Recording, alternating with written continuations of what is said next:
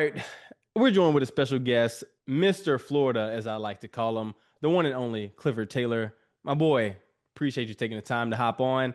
Gonna be talking about your Gators. Yep, we in hell. We saw your video. We know this weekend was a rough one for you, but appreciate you taking the time to give more of your insight. You were at the game. You got to witness it firsthand. As we know, USF pulled off the upset against Florida inside Gainesville, 18-16, last second field goal to cap it off. Just to kick this thing off, do you think it's more about South Florida exceeding their expectations this season or Florida not meeting their own? First of all, shout out to USF. Shout out to the coach. I saw a video of them in the locker room after the game. That gave me chills. I'm not even a Bull, so I was like, even like in my video, I was like, you know what, 3 claps for the Bulls. But I would say, this might sound crazy to say, but I would say for Florida because, and I'm honestly kind of glad it happened. And the reason I say that, because I thought about it more and more. All offseason, all we talked about was Florida and the college football playoff. Mm-hmm. That's what everybody was talking about. We ended the season last year on such a high.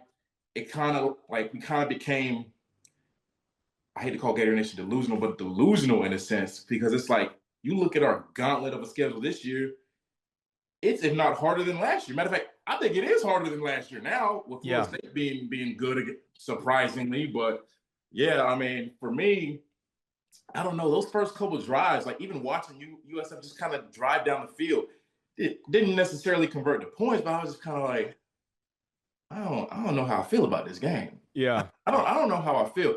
And man, you know, my boy Michael P. Ryan, he said it best, man. That this whole, I swear, man, if I see one more jet sweep, bro, like I get it, like Trey can do it, but it's like a jet sweep every drive. This whole, see, I'm used to the spread, so this whole East-West offense, it ain't really doing it for me, man. So I would say it's one of those things where it's like, I guess it kind of brought us all back to life a little bit. Mm-hmm. Fortunately for Billy, he's kind of back on the hot seat, and everybody's like, fire Billy, fire Billy. I ain't gonna go that far just yet, but I will say my patience is thin again. I will say that. You know what I'm saying? For the last 4 years, I've been like, all right, give Billy time. Now that he's got these players, now that he's got these ballers, it's like, all right, you got to do something with it. But I don't know, man. It was one of those things where it's like, it stung, but as soon as I left the stadium, it's like, well, Billy ain't going to sleep tonight. That's all I know. So I would say, Gator fans, buckle up, because I'm telling you, it's going to be, it has the potential to be a long season. That's all I got to say. You guys definitely have a gauntlet on the horizon. It won't be any cakewalks going forward, but do you think, like you said, Florida finished the last season on a high? You know, I don't know if you've seen the SEC Netflix series that they posted out last year. It was good to see that they could kind of turn their season around and end with some confidence. But going in this season, I know a lot of teams that we've seen in the past that had success going into the end of their season, they lose early. So is this something that could help them remember, hey, you can't start smelling yourself so early, even though you were ranked 13? Man, I sure hope so.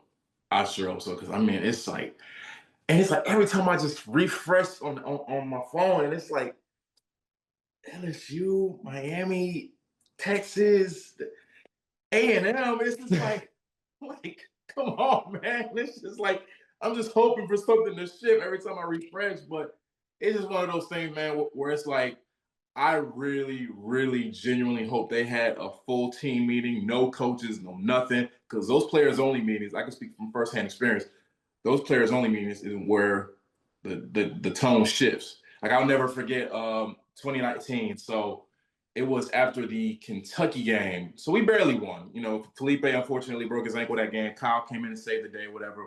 And one of our captains was John Bernard. And so we had a players only meeting.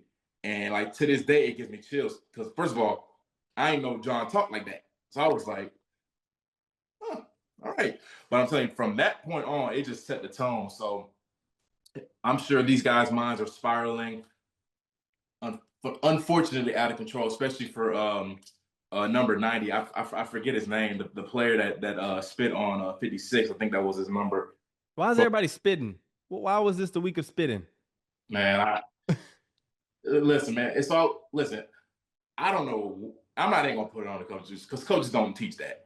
No. But I saw a video of my guy, Ben Housesaw. He was like, Spitting, when I told you to play like Jalen Carter, I didn't mean literally.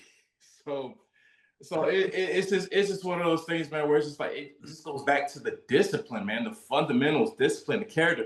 And the thing is, it's like, I could listen to a Billy Napier press conference all day, any day, but at some point, it's like, these guys got to take accountability, man. So for me, it's just one of those things where it's very unfortunate, but I just hope we can at least get 1 or 2 out of this like 4-game gauntlet that we got. And I can't even say 4 games because Mississippi State just beat Arizona State. So we got that was a great game. We're talking about that later in the show. And we got them, and we got Georgia. So it's just like prayers up. I'm telling you, man, it's crazy. Do you think the Gator fans will be patient enough, or the Gator administration will be patient enough to keep Billy Napier through the season if you don't win those games? Gator Nation's never patient. They're never patient. Administration, I feel like they kind of have to because they pay Billy a whole lot of money. And they just extended Mr. Strickland to 2029, 2030. So they don't have a choice. Yeah. But Gator Nation, frankly, they've been impatient since Tebow left, really. We've had shout out to him. Granted, we've had some good quarterbacks along the way, but we can never get the job done. So it's one of those things where it's like we've become spoiled at the quarterback position, even 16 years since our last national championship. So Gator fans, they'll never be content. Even when we're good, we're not content. So Gator Nation, I just kind of Saturday night after the loss, I'm like, okay, I'm not even gonna go on Gator Twitter. I ain't even gonna go to Gator Instagram. I'm gonna just leave it alone. But it's just one of those things where it's like you gotta produce, no matter how hard the schedule is. You gotta find a way to produce. You found a way to do it last year a little bit, so now it's all right, Billy, let's see what you're talking about, for real. So we'll see, man. But Gator fans, they've had it up to here with Billy. Out the frame. They've had it up to here with him. And this weekend starts the gauntlet. Going down to Baton Rouge, you're going to be in attendance. SEC Nation is traveling down to the Bayou. What do the Florida Gators need to do to give themselves a shot in this one? Man, so fortunately, I watched a little bit of LSU. They don't, let me not jinx it. They haven't, they've looked okay, but we're going to have to play some absolutely clean football because these penalties last weekend, all these self-inflicted wounds, we can't have that. I'll give you a couple false starts because it's Tiger Stadium and it's rowdy up there. Can confirm. It's extremely loud. So I'll give you 2 false starts. I'll give you 2. Maybe 1 delay a game. Yeah. After that, you got to play clean because in LSU, they don't give you nothing. So DJs, I need DJ to air the ball out a little more, man. All these jet sweeps. Now, Ball can run all day. Hand the ball to him. And I need our receivers, man, to get more open. There's only so much Vernell can do. He's a true freshman. There's only so much that he can do. So I need Sturdivant to step up. I need Wilson to keep doing this thing. I don't know how long Dallas Wilson's going to be out. So we'll see how that pans out. If there's anything I learned from last weekend, we definitely need Caleb Banks back. Yeah. we definitely, especially if 90 gets suspended. If he gets suspended for this game, it's like we got Sapp, phenomenal. We got Sapp, but it's like what else we got? Granted, we got guns. We got Pup Howard. We got all that, but it's like, we need our guys. Yeah. Going down to Baton Rouge, and I just read today that it's their goal game, so I was like, yeah, we need all hands on deck this weekend. No mistake. We play clean football. If we do that, we can get the job done. Roll into Miami, do the same thing, and we'll just keep the ball rolling. So, but me, on the other hand, I'm just gonna be doing a whole bunch of this. Whole lot of praying, man. And hopefully a whole lot of playing well, clean football for those Gators. Clifford, appreciate you taking the time, joining us, second my thoughts for the CFB Week 2 recap. Good luck to you, Gators. Yes, sir. Go Gators. Whoa. Who knew I would make it this far? They hated, they never believed me. Yeah, I would never drop the ball. I know I make it look easy. Yeah.